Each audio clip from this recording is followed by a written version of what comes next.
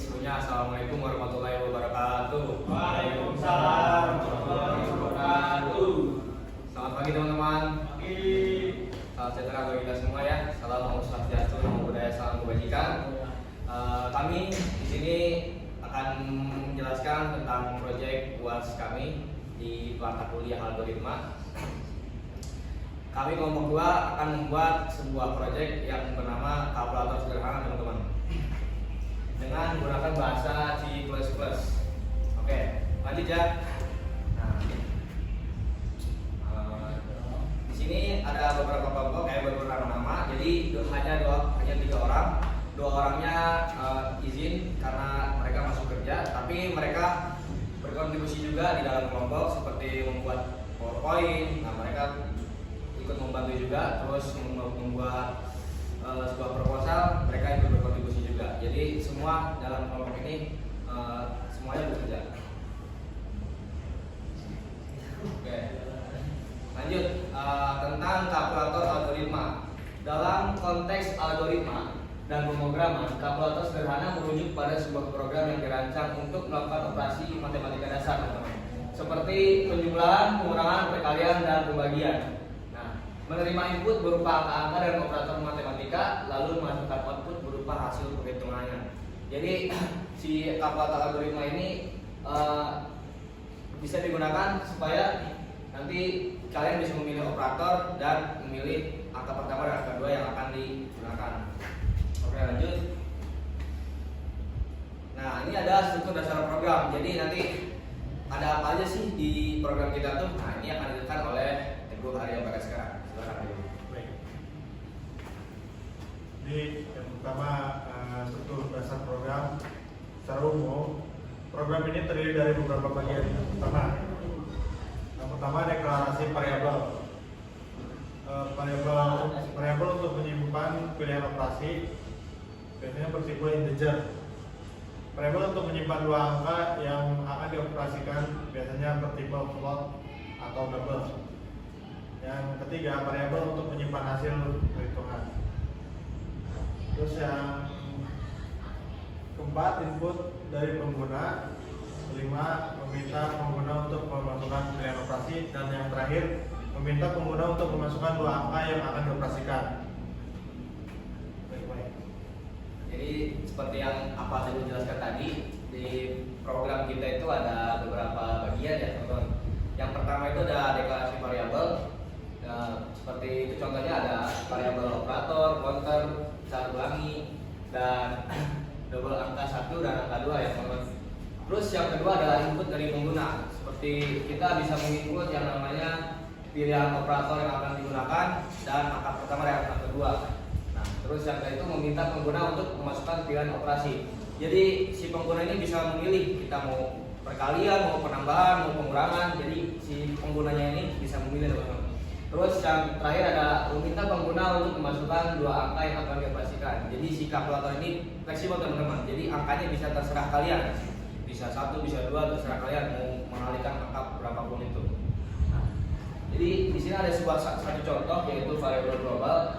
Jadi variabel global ini bisa digunakan dalam beberapa program ya. Contohnya ada subprogram, ada di program utama juga ini bisa digunakan. Oke, lanjut. Nah, di sini ada subprogram pertama.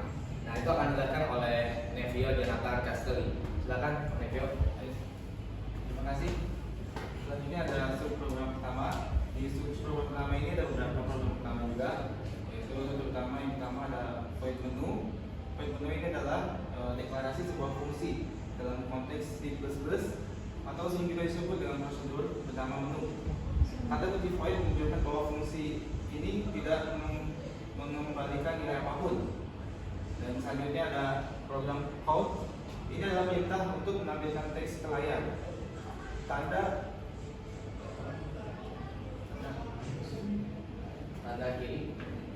kiri digunakan untuk mengalirkan data ke objek code. Oke, yang selanjutnya ada class N. Ini adalah kata khusus untuk berfungsi untuk membuat baris baru. Jadi setiap kali code slash kiri atau kelas N dijalankan, user akan kita ke baris berikutnya. Dan ini ada contoh untuk program pertama yang akan dijelaskan oleh Faid. Ya, jadi teman-teman di sini ada program pertama. Jadi program pertama itu isinya hanya menampilkan menu dari ada apa aja sih di kalkulator itu. Nah, sebenarnya kita hanya menampilkan menu-menunya saja. Oke, lanjut.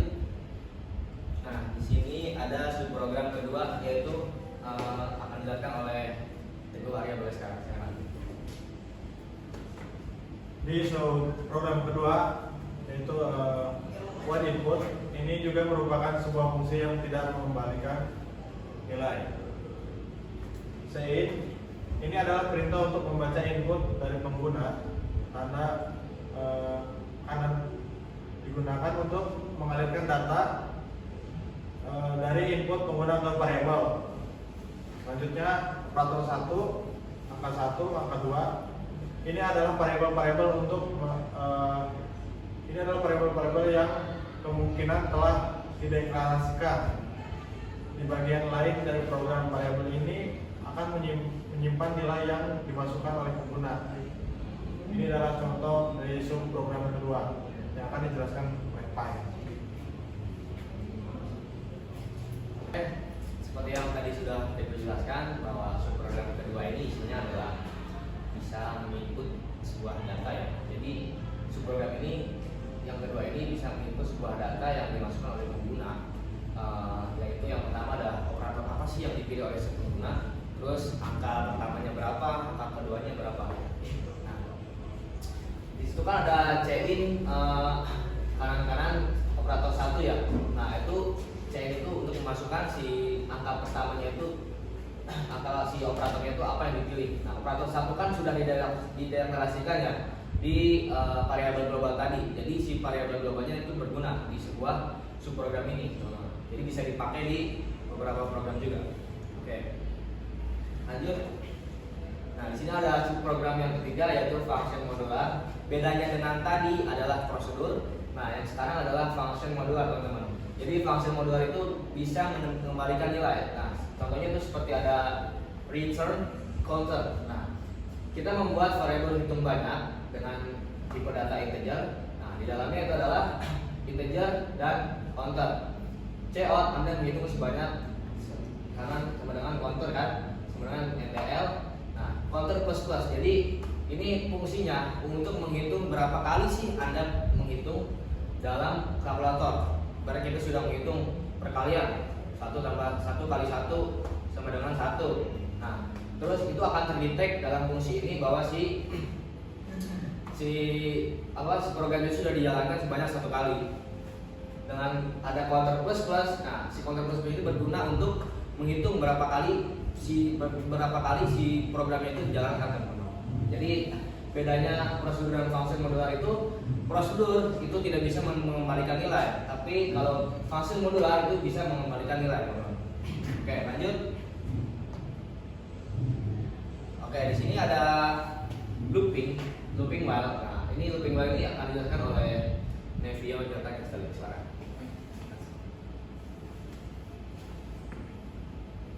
Baik, selanjutnya ada program looping while atau looping while kita sebut dengan pengulangan.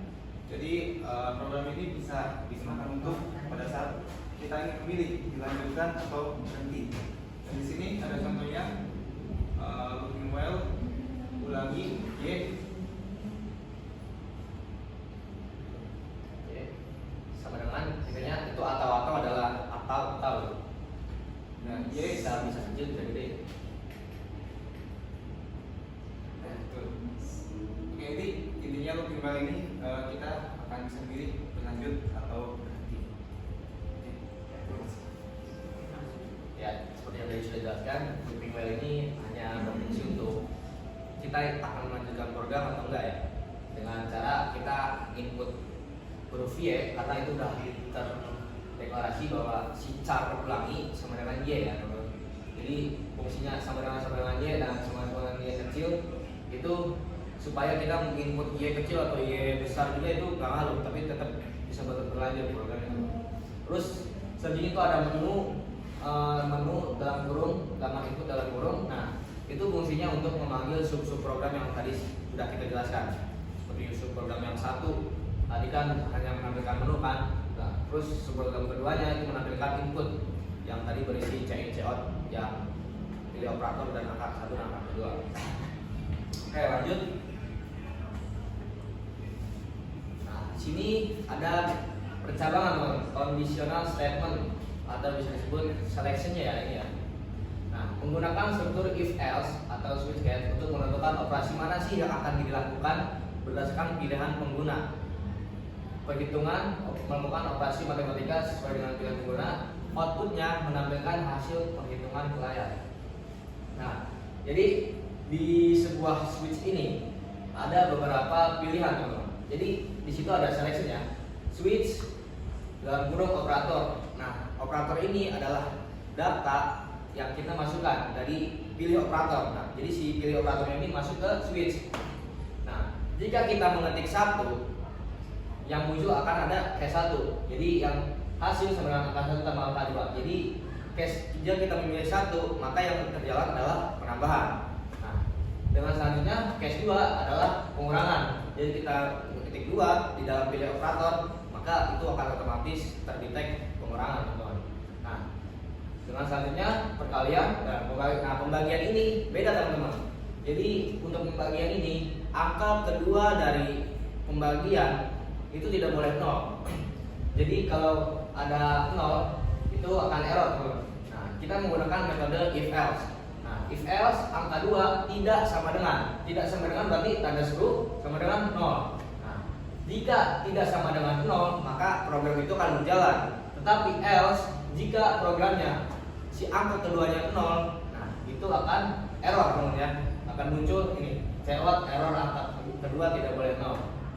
Nah, ini kan ada default nih. Nah, default ini error operator yang Anda pilih tidak tersedia. Berarti ini balik lagi ke operator.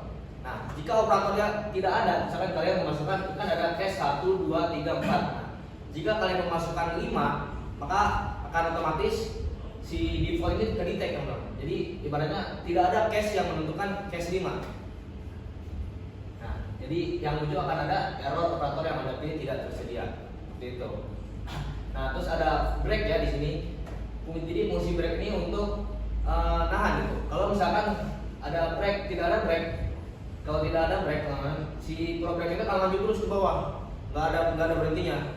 Jadi case 1 dan case 2 itu akan muncul berbarengan kalau tidak ada breaknya. Makanya di sini dikasih break supaya yang muncul hanya case itu doang yang akan dipilih.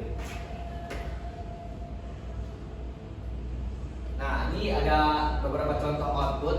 Nah, itu yang paling kiri atas itu ada penambahan, terus yang kedua bawah itu ada pengurangan, terus yang ketiga sebuah perkalian, dan yang keempat adalah pembagian. Nah, itu juga pakai koma-koma ya, bisa pakai komaan karena itu kita memakai printf %d.f. Jadi %d.f ini berfungsi untuk menampilkan angka desimal di kedua dua angka di belakang koma, desimal kayak gitu, teman-teman.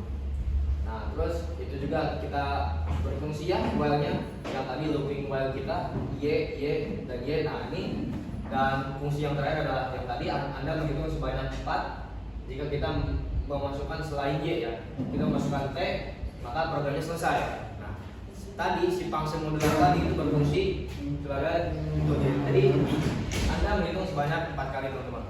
Ya, itu programnya selesai. Oke, lanjut. Ini akan ada penjelasan kode tentang program yang kita buat tadi. Kodenya gimana sih? Ini akan dijelaskan oleh Mbio. Baik, penjelasan selanjutnya adalah penjelasan kode. Di sini ada beberapa penjelasan kode. Pertama ada header. Apa itu header? Header adalah atau bisa digambarkan seperti pagar, input atau stream untuk menggunakan input atau output standar, cin atau console. Yang kedua adalah variable. Apa variable? Ini adalah deklarasi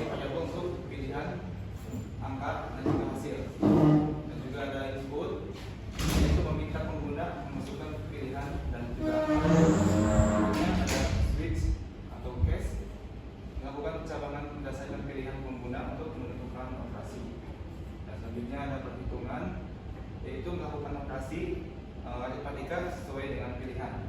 Yang terakhir ada output, yaitu menampilkan hasil perhitungan atau pesan error jika terjadi pembagian dengan nol. Lanjut.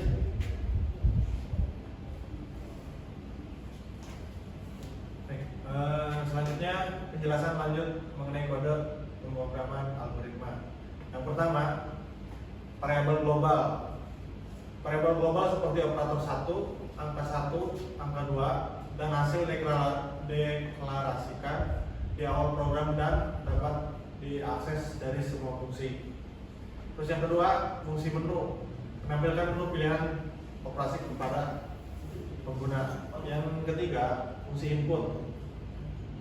Fungsi input meminta pengguna untuk memasukkan pilihan operasi dan dua angka yang akan dioperasikan. Terus yang keempat, fungsi main. Sebagai titik masuk program, memanggil fungsi menu, input, dan melakukan perhitungan sesuai pilihan pengguna. Yang kelima, looping while. Looping while mengulang proses perhitungan selama variabel ulangi bernilai y atau bernilai y besar atau y kecil. Yang keenam, switch case. Digunakan untuk memilih operasi yang akan dilakukan berdasarkan nilai operator pertama. Terus yang terakhir, penanganan kesalahan. Melakukan pengecekan pada kasus pembagian dengan nol dan memberikan pesan error. Baik. Oke, itu sudah dijelaskan ya, penjelasan lanjut mengenai kode pemrograman algoritma oleh Bang Nevio dan Ibu Ania sekarang. Kesimpulannya, kode ini merupakan contoh implementasi kalkulator sederhana yang baik dalam C++. Dengan memahami struktur dan logika program ini, Anda dapat mengembangkan program yang lebih kompleks dan fitur-fitur tambahan dalam kalkulator. Jadi seperti itu saja tugas proyek kami. Apakah ada pertanyaan dari kelompok lain? Paling pertanyaan dari saya, kan itu operator bilangan ya, itu menghitung bilangan bulat. Apakah bisa menghitung bilangan desimal, misal kayak 1,5 tambah 2,7 atau yang lainnya, apakah itu bisa? Terima kasih. Oke, terima kasih pertanyaannya untuk Ariel. Tepuk tangan untuk Ariel. Ya, jadi izinkan saya menjawab pertanyaannya. Jadi kalau tadi kan Ariel bertanya bagaimana sih caranya supaya di perkalian itu ada komanya ya? Bisa. Jadi jawabannya bisa ya teman-teman, dengan cara kalian menggunakan printf. Jadi printf itu kalian pas ininya cout-nya, pas di kutip kurungnya itu ditambahkan %2%.2f. Jadi %.2f itu menampilkan angka desimal di belakang di dua angka di belakang koma, ibaratnya kayak gitu ya. Jadi bisa kalian kayak gitu. Terima kasih sebelumnya. Oke, sudah terjawab? Sudah terjawab. Ya, terima kasih. Sebenarnya cukup sekian presentasi tentang proyek tugas besar algoritma, tugas akhirnya teman-teman. Jadi cukup sekian. Terima kasih. Assalamualaikum warahmatullahi wabarakatuh. Waalaikumsalam warahmatullahi wabarakatuh.